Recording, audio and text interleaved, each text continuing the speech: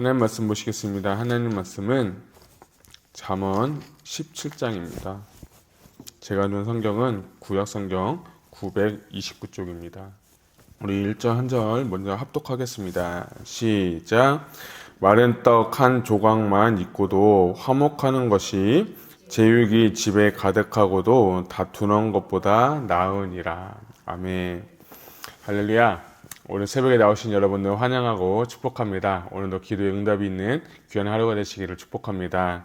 저는 잠언 17장은 제목을 이렇게 붙여보았어요. 마음에서 시작되는 언어 생활, 이렇게 제가 제목을 나누어 보았습니다.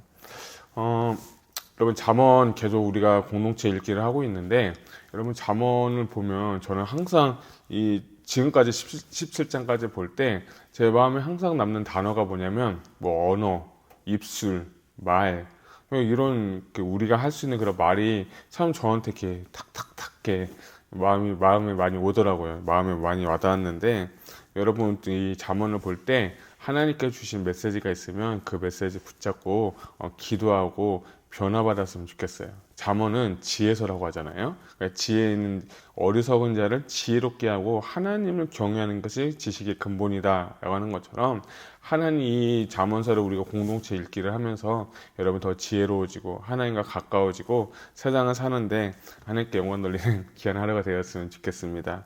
그래서 제가 마음에서 시작되는 언어 생활이라고 제가 제목을 붙여봤습니다. 1절을 보게 되면 마른 떡 한 조각만 있고도 화목하는 것이 제육이 집에 가득하고도 다투는 것보다 나으니라 라고 했습니다. 여러분 1절 지금 한 구절을 우리가 읽고 제가 다시 한 번 더 읽어드렸는데, 여러분 이 1절을 보면 어떤 생각이 드세요?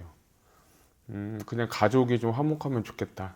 돈이 많아도 건강해도 우리가 아무리 재벌이 될 수는 없지만 재벌이라도 아무리만 돈이 많아도 가족이 화목한 게 최고다, 이렇게 생각할 수도 있을 거예요.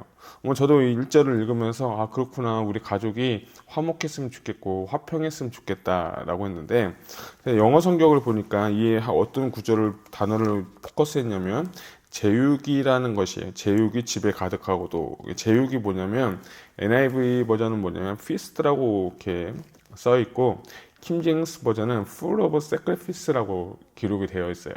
그러니까 이것을 그냥 1절을 표면적으로 보게 되면, 단순하게 보면 가족의 화목에 대해서 이야기할 수 있지만, NIV는 feast라고 했고 킹제임스 버전은 full of sacrifice라고 한 거예요. 그래서 제가 히브리어로 뭘까 찾아봤더니 히브리어로 보면 제바흐라고 합니다. 그 제바흐가 언제 쓰여졌을까라고 할 때 이 어원을 이렇게 연구하고 딕셔너리를 보니까 이 제바흐가 제사 드린다라는 뜻이 있어요. 그래서 이걸 조금 더 깊이 보게 되면 이 제바흐가 언제 쓰여졌는지를 여러분 잘 아셔야 돼요.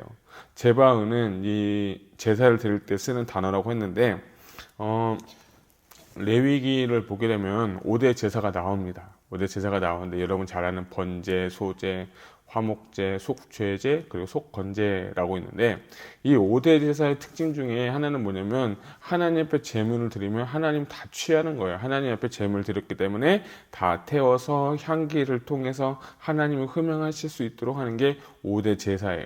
근데 신기한 게, 여러분 화목제 들어보셨죠? 화목제, 감사제, 서원제 이렇게 표현하는데, 이 화목제는 이 제물을 하나님 앞에도 드리기도 하지만 사람이 취하는 그런 태우고 난 후에 그 고기들을 감사하면서 나누는 제사가 뭐냐면 이 화목제예요. 그때 쓰였던 제물의 이름이 뭐냐면 제바흐라는 거예요. 그러니까 저는 1절을 보면서 이 제육이 집에 가득하고도 싸우는 것이 좋지 않다라는 걸 보면서는 뭐냐면, 특별히 예배 생활에 대해서 이야기를 하고 있는 거예요. 하나님 앞에 예배를 실컷 드리고 하나님 앞에 예배를 잘 드린 다음에 제육을 먹으면서 그 음식을 나누면서 뭐 하는 거예요? 다투는 거예요. 그러니까 저는 이걸 보면서 어떻게 보면 이 1절은 가족 간의 그 화평함, 돈이 아무리 많고 건강이고 재물이 많아도 화평한 게 낫다라고 하지만, 1절을 조금 더 이 언어적으로 보니까 결국에는 우리의 영적 공동체인 가족에 대해서 제가 생각을 해보게 되었어요.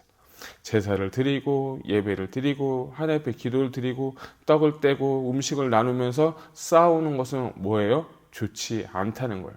그럼 결론으로 1절을 돌아오면 상반부를 보면 마른 떡 한 조각만 있고도 화목하는 것이 낫다는 건 뭡니까? 아무리 정말 성도가 많고 아무리 우리가 많은 것을 가져도 싸우지 않고 그냥 화목하게 하나님 앞에서 샬롬의 그 상태를 하나님께서 원하신다는 거예요. 그래서 마태복음 5장 23절, 24절에 이런 말씀이 있어요. 그러므로 예물을 제단에 드리려다가 거기서 내 형제에게 원망 들을 만한 일이 생각나거든 예물을 제단 앞에 두고 가서 형제와 화목하고 그 후에 와서 예물을 드리라 라는 말씀이 있어요. 결국엔 예배 생활, 경건 생활은 무엇이냐면 내가 예배 생활, 기도 생활, 말씀 생활, 성도의 충성 생활 이거 아무리 잘해도 하나님께서 원하시는 진정한 제사는 뭐냐면 성도와 성도 간에 화목하길 원하고 하나 되길 원하고 연합되길 원하신다는 거예요. 저는 이 말씀을 보면서 그렇구나. 우리 공동체에 이 일절을 단순하게 가족의 화목으로 보는 게 아니라 우리 정말 교회는 뭐라고 합니까? 가족이라고 합니다. 영적인 가족이라고 합니다. 특별히 이민교회는요. 가족됨이 너무 필요해요. 가족이에요. 영적인 가족 될 수 있고 경제적인 공동체도 될 수 있고 가족이에요. 근데 이 가족이 예배 잘 드리고 화목제물 먹고 은혜 받고 와서 하는 게 뭐냐면 싸우고 다투는 거 하나님께서 원치 않는다는 거예요. 차라리 그럴 거면 예물 드리기 전에 예배 드리기 전에 너희가 먼저 와서 화목해 하고 난 후에 예물을 드려라. 주님 그렇게 말씀하고 계세요. 이 말씀 참 1절 한 구절의 말씀이지만 제 마음 가운데 큰 은혜와 울림이 있었어요. 이거구나. 하나님께서 원하시는 것은 예배 생활도 너무 중요하지만 하나님은 하나님과의 사랑 그리고 이웃과의 사랑 이 모든 것을 주님이 원하시는구나 하는 것을 제가 발견하게 됐습니다. 사랑하는 성도 여러분, 오늘 우리 교회를 위해서 기도했으면 좋겠어요. 우리 교회가 화목한 교회가 되었으면 좋겠고 정말 이 마른 떡 한 가지만 갖고도 화목하고 화평하고 사랑하는 그런 가족, 그런 교회, 영적인 공동체가 되기를 위해서 여러분 기도해 주시기를 바랍니다. 3절 한번 같이 읽겠습니다. 시작. 도가니는 은을, 풀문을 금을 연단하거니와 여호와는 마음을 연단하시느니라. 아멘. 저는 이 3절을 보면서 하나님께서 우리를 연단시키시는 단어가 참 은혜가 되었어요.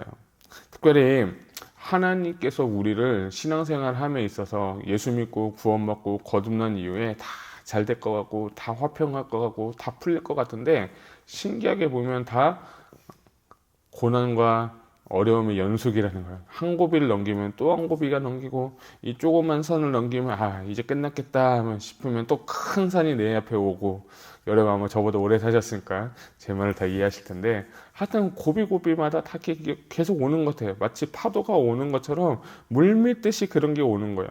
근데 왜 하나님께서는 우리에게 이런 것을 허락하셨는지를 우리는 발견해야 되는데 전 그것에 대한 대답은 전 3절이라고 생각합니다. 하나님께서는 우리의 마음을 연단시키기 위해서 우리의 마음을 변화시키기 위해서 이런 일을 허락하신다는 거예요. 신명기 8장 2절에 이런 말씀이 있습니다. 내 하나님 여호와께서 이 40년 동안에 내게 광야 길을 걷게 하신 것을 기억하라. 이는 너를 낮추시며 너를 시험하사 내 마음이 어떠한지 그 명령을 지키는지 아니 지키는지 알려 하심이라. 아멘. 하나님께서 우리를 연단시키시는 것, 하나님께서 우리에게 이런 어려운 것, 고난을 주는 이유는 하나님을 찾는지, 하나님과 정말 내가 안에 남는 것이 어떤 목적, 어떤 의도, 어떤 야망, 어떤 그것을 갖고 하나님 섬기는 건지, 아니면 진짜 하나님이 좋아서 하나님을 섬기는 건지를 주님께서 허락하신다는 거예요. 건강을 여러분 한번 하나님께서 뺏어갔다고 한번 생각해 보십시다. 욥처럼. 그럼 우리가 하나님한테 기도할 때 건강을 회복해달라고 기도할 거예요.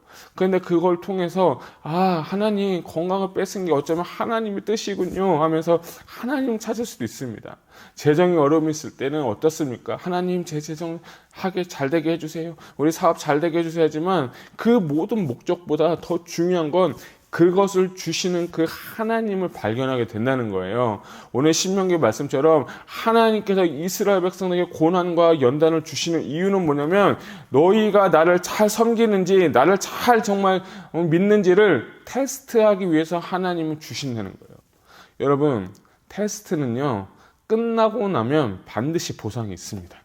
그렇죠? 반드시 보상이 있어요. 하나님께서 우리의 인생 가운데 테스트를 주시고 고난과 연단을 주실 때 그것을 잘 이겨내고 그것을 잘 극복해내면 또 하나님께서 그거에 대한 보상을 주십니다.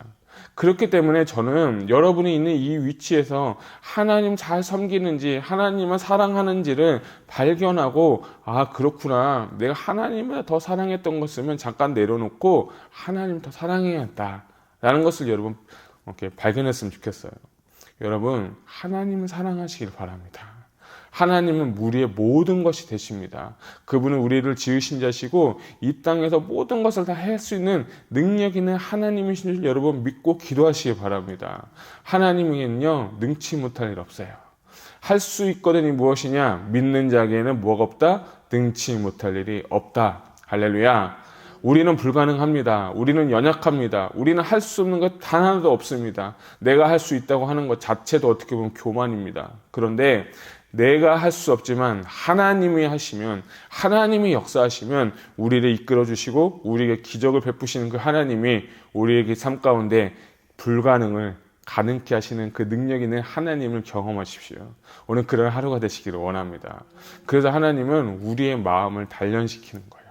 이걸 없어도, 가난해도, 병이 들어도, 내가 정말 유명하지 않아도, 내 삶 가운데 지금 만족함이 없어도 그럼에도 불구하고 너는 나를 사랑하겠느냐, 그럼에도 불구하고 너는 나를 믿겠느냐 라고 주님 물어보시는 거예요.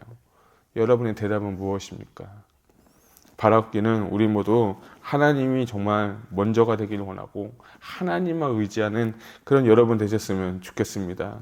특별히 하나님의 사람들은 많은 연단을 받았습니다. 우리가 잘 아는 요셉은 감옥에서 연단 받아야 됐고, 모세는 40년 동안 광야에서 훈련 받아야 됐고, 사도 바울 동안 아라비아 사막에서 3년 반 그리고 7년 동안 하나님께서 연단시키신 후에 하나님께서 그들을 쓰셨다는 것입니다. 베드로전서는 이렇게 얘기하고 있습니다. 4장 12, 13절. 사랑하는 자들아, 너희를 연단하라고 오는 불시험을 이상한 일 당하는 것 같이 이상히 여기지 말고 오히려 너희가 그리스도의 고난에 참여하는 것으로 즐거워하라. 이는 그의 영광이 나타나실 때에 너희로 즐거워하고 기뻐하게 하려 함이라. 아멘.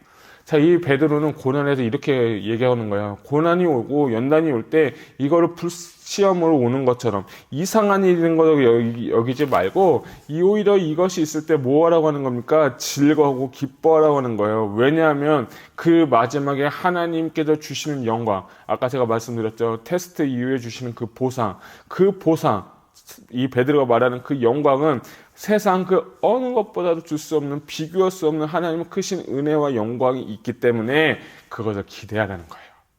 여러분, 오늘 고난이 있습니까?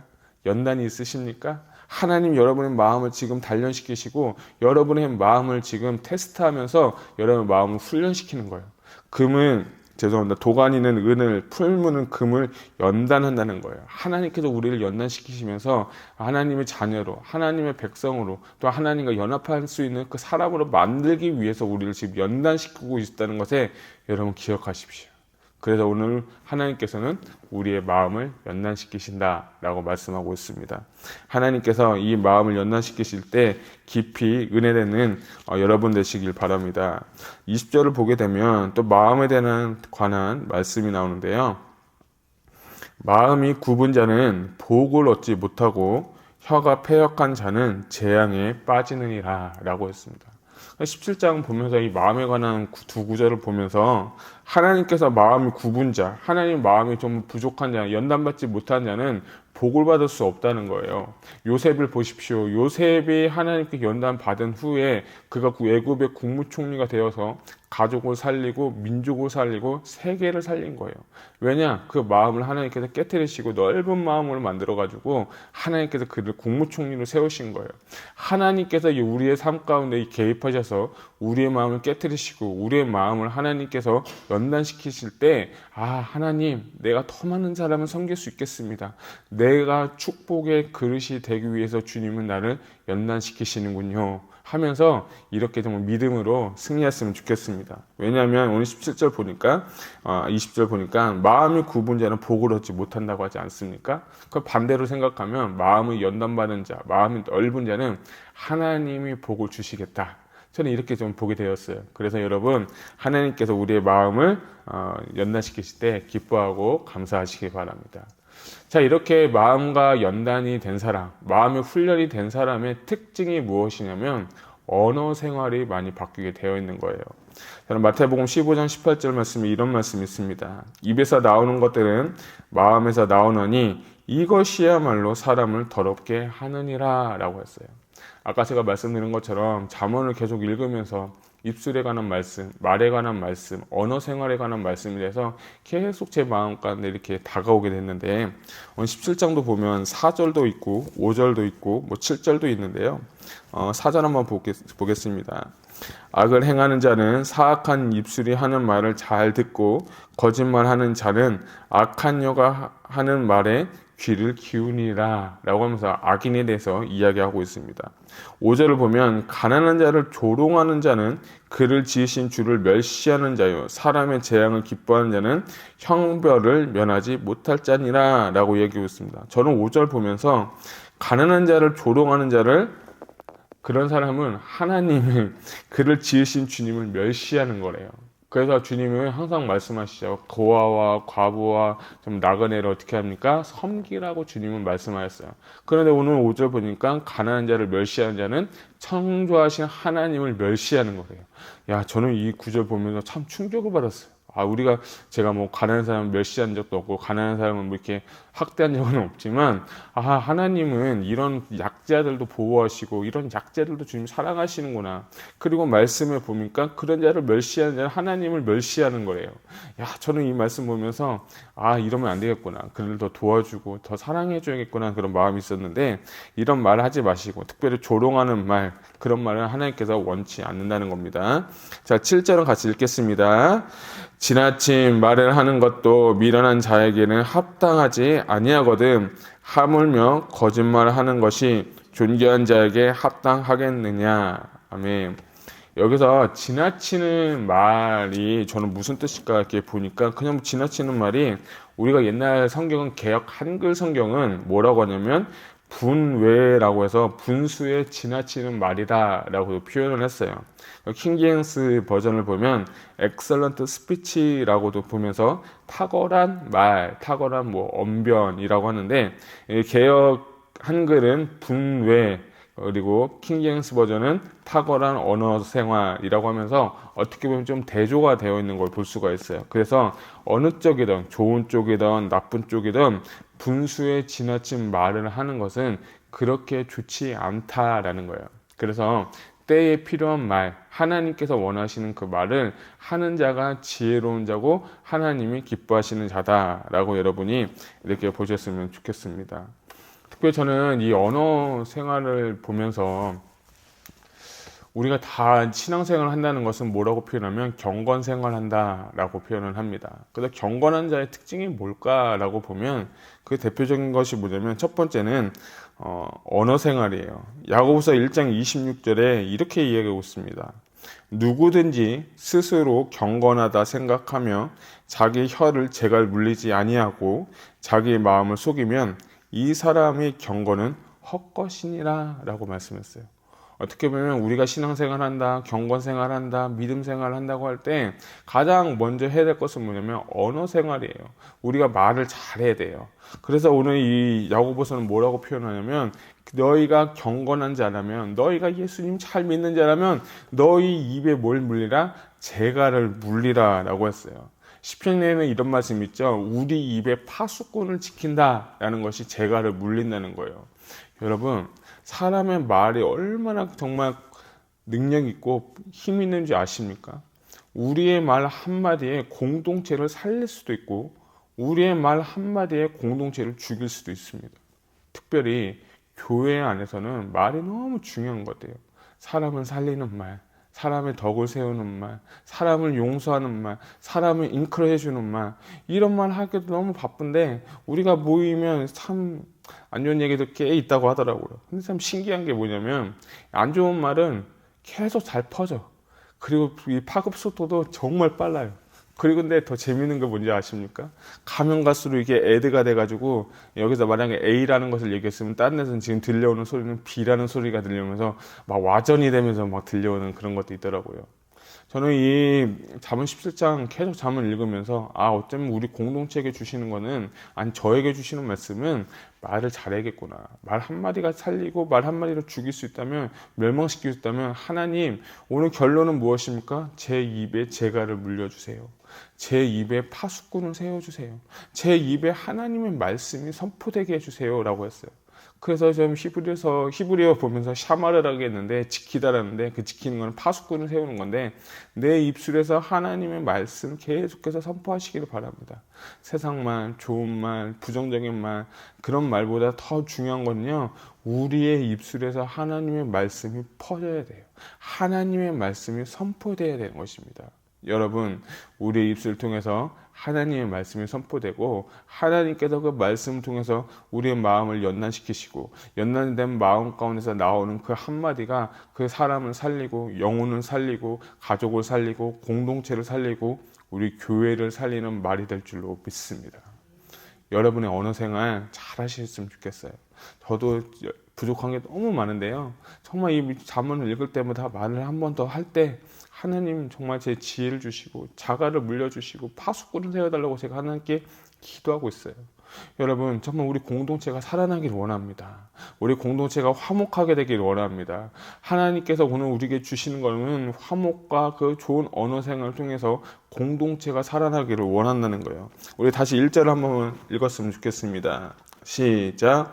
마른 떡 한 조각만 있고도 화목하는 것이 제육이 집에 가득하고도 다투는 것보다 나으니라. 아멘.